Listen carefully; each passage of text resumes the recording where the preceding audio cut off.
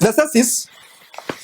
Alors les apôtres lui demandèrent, Seigneur, est-ce en ce temps-là que tu rétabliras le royaume d'Israël?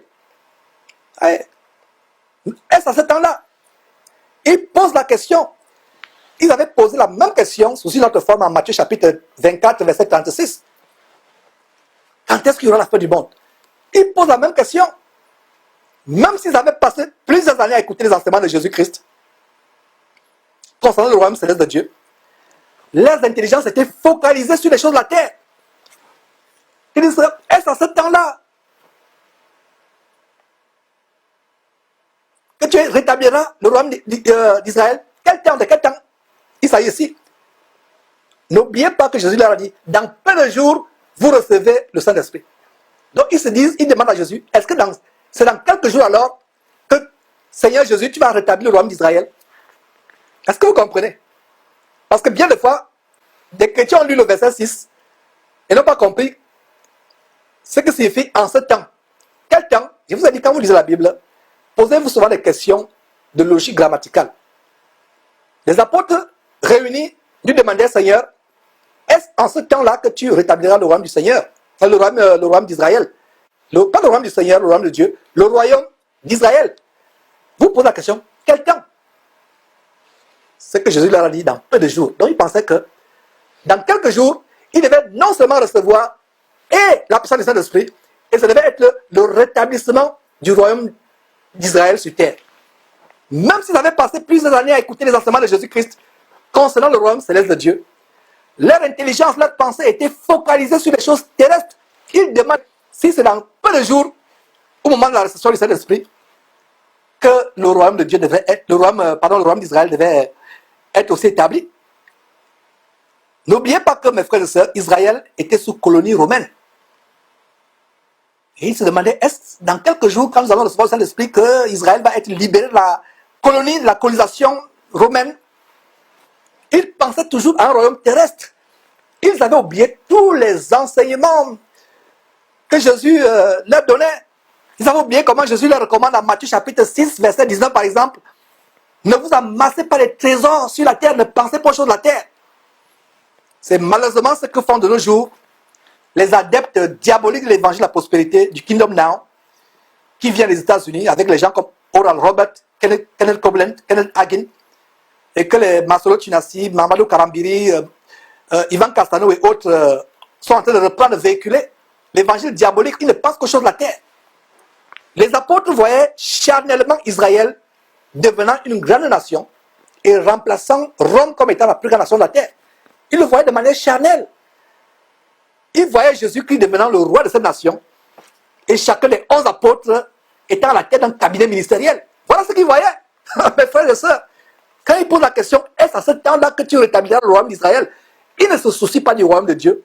Ils se soucient du rétablissement du royaume d'Israël sur terre. Ils pensaient que chacun devait être à la tête d'un cabinet ministériel.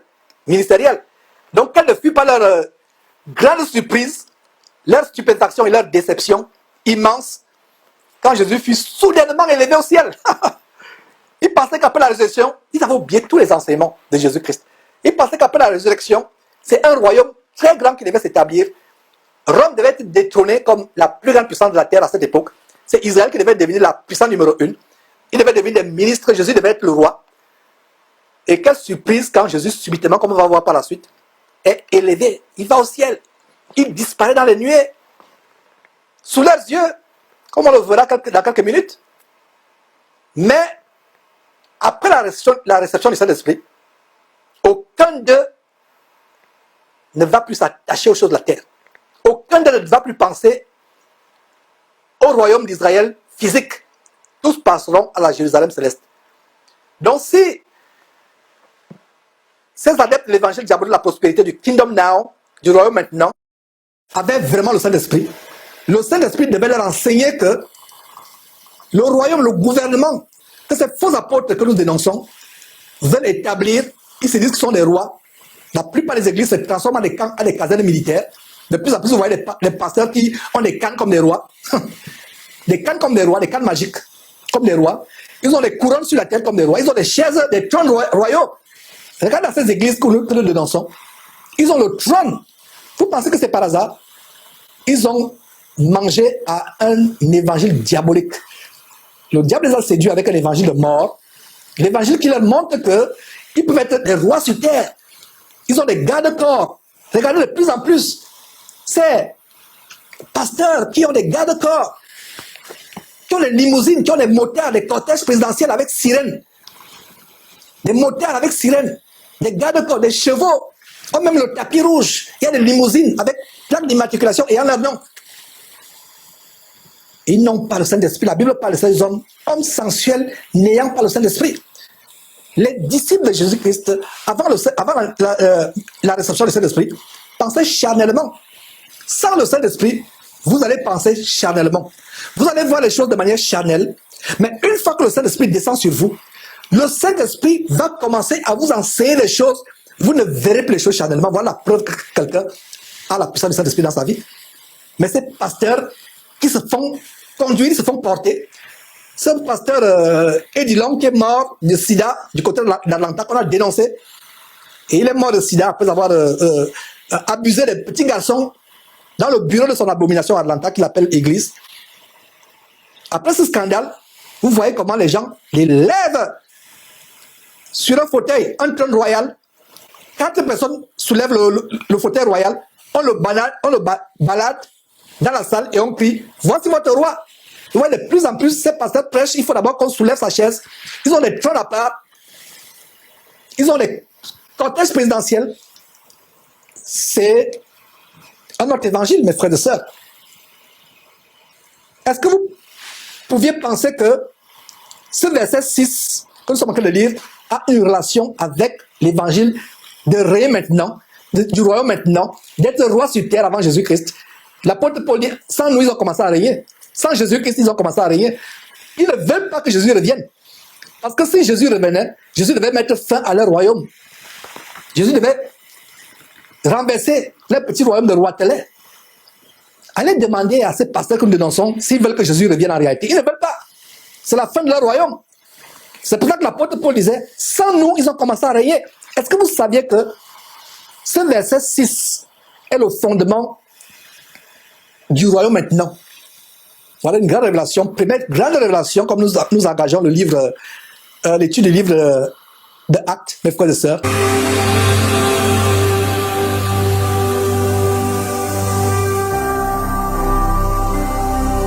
Jésus-Christ TV, vous connaîtrez la vérité et la vérité vous affranchira. Mes frères et sœurs, regardez le verset 6. Exactement ce qui se passe aujourd'hui. Les apôtres n'étaient pas encore remplis du Saint-Esprit. Ils se focalisent sur le royaume terrestre d'Israël, sur la royauté d'Israël. Ils avaient oublié, carrément oublié ce que Jésus leur a enseigné.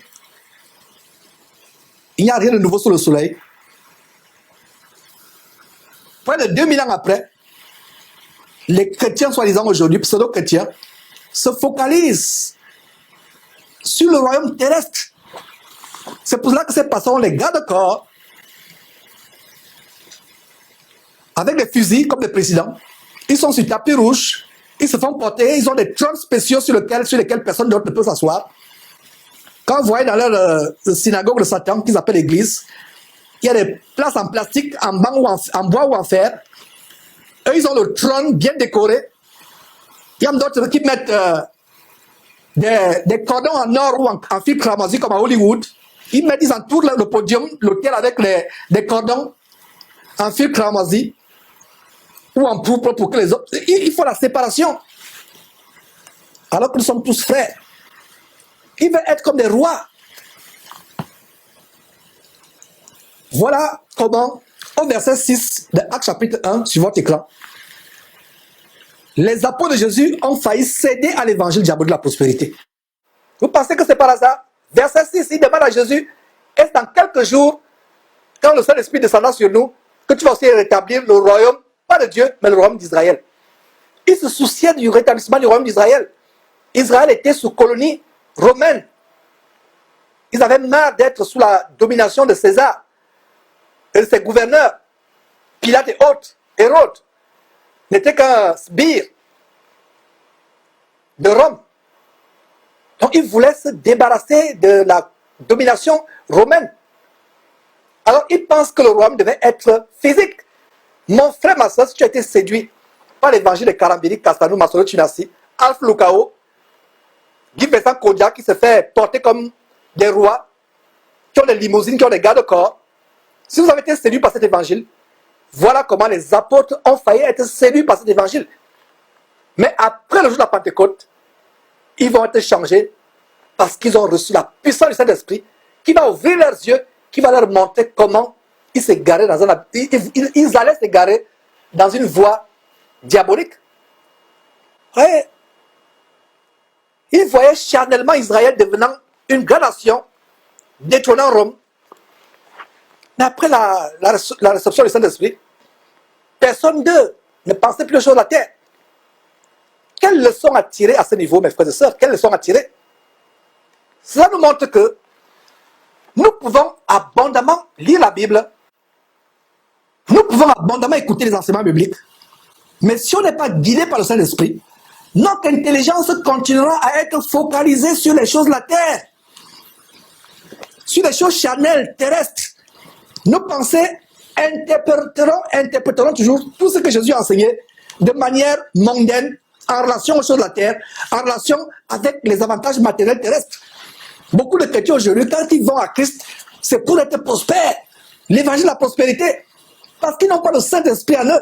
Quand le Saint-Esprit entre dans le corps de quelqu'un, dans la vie de quelqu'un, il t'ouvre les yeux, tu ne verras plus le Seigneur Jésus-Christ comme un moyen d'être riche, comme un moyen d'être ministre des finances dans ton pays, comme un moyen d'avoir des grands business, des grandes affaires pour être un grand homme d'affaires. Quand le Saint-Esprit entre dans ta vie, tu ne vas plus continuer à interpréter la parole de Dieu, les enseignements de Jésus de manière charnelle, mondaine, terrestre. Est-ce que vous voyez pourquoi l'évangile inspiré par le Saint-Esprit n'est pas répandu aujourd'hui? Est-ce que vous voyez pourquoi l'évangile diabolique de la prospérité est répandu? Parce que les gens vont à Christ de manière charnelle. Christ est venu faire de nous les rois. Bien-aimé, je sens que tu prospères à tous égards. 3 Jean 2. Mais ils oublient la dernière partie de ce verset. Comme prospère état ton âme. Notre prospérité est en fonction de comment notre âme prospère, remplie par la parole de Dieu.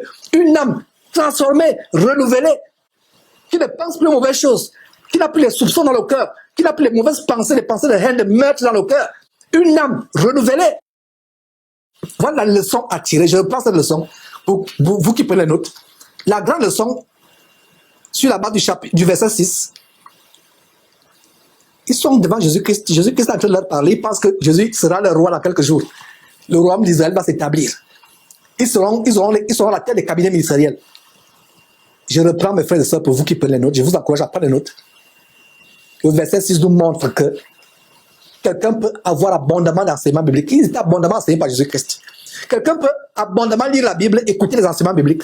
Mais si la personne n'a pas le Saint-Esprit, la personne continuera avec son intelligence, avec ses pensées, à être charnelle, mondaine, terrestre. La personne continuera à interpréter ce que Jésus a enseigné en relation avec les avantages matériels terrestres, avec les choses charnelles. Mes frères et sœurs, mais regardez comment Jésus corrige cela, corrige cette interprétation charnelle, terrestre, d'une promesse de Dieu, que ses apôtres ont d'une promesse de Dieu. Regardez comment Jésus corrige l'interprétation charnelle que ses apôtres ont d'une promesse de Dieu, avec le verset 7 suivant. Verset 7.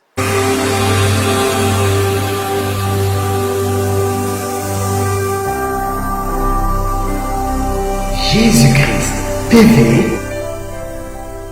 vous connaîtrez la vérité et la vérité vous s'affranchira